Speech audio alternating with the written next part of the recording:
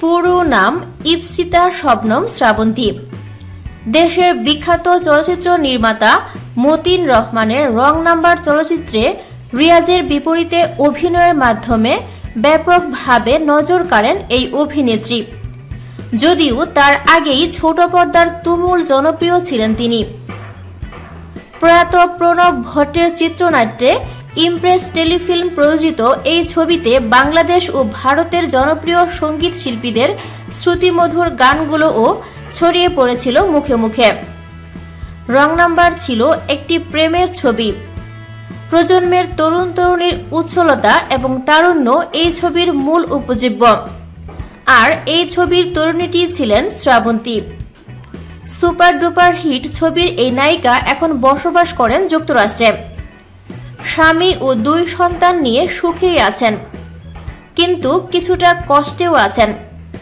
আশিকুজ্জামান টুলু বহু আগে গিয়েছিলেন এই দূর পরবাসে তারা গুনে আকাশে আকাশে।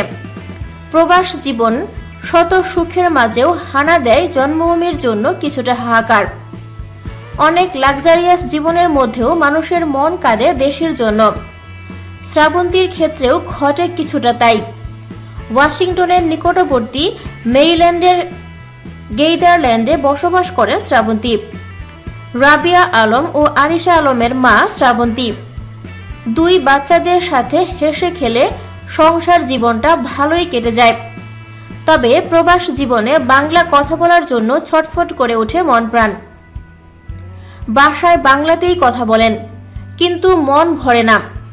শ্রাবন্তী সোশ্যাল মিডিয়া ফেসবুকে বিরক্তি প্রকাশ করে লিখেছেন, উফ, ইংলিশ বলতে বলতে মুখ আর মাথা ব্যথা ধরে গেল, বাঁচাও।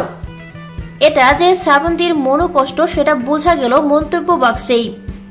বাংলাদেশি নির্মাতা চয়নিকা চৌধুরী শ্রাবন্তীকে পরামর্শ দিয়ে লিখেছেন, শোন, তুই যতই ইংলিশ কথা বলিস না কেন, অ্যাটলিস্ট তুই আর খোরশেদ আলম ভাই বাসায় বাচ্চাদের সাথে বাংলা বলবি। এই অভ্যাসটা রাখিস, তবে ওরা সুন্দর বাংলা বলতে পারবে। তোকে অনেক মিস করি। শ্রাবন্তী উত্তরে বলেন, ঠিক বলছো বৌদি, আমরা বাসায় বাংলাতেই কথা বলি, কিন্তু আমার মুখ ব্যথা হয়ে গেল hi, hello, how are you বলতে বলতে। শ্রাবন্তী 2010 সালের 29শে অক্টোবর বিবাহ বন্ধনে আবদ্ধ হন এনটিভির অনুষ্ঠান বিভাগের কর্মকর্তা খোরশেদ আলমের সঙ্গে। বিয়ের পর থেকেই শোবিজের রঙিন দুনিয়া থেকে নিজেকে আড়াল করে নেন এক সময়ের এই জনপ্রিয় অভিনেত্রী। Thanks for watching video.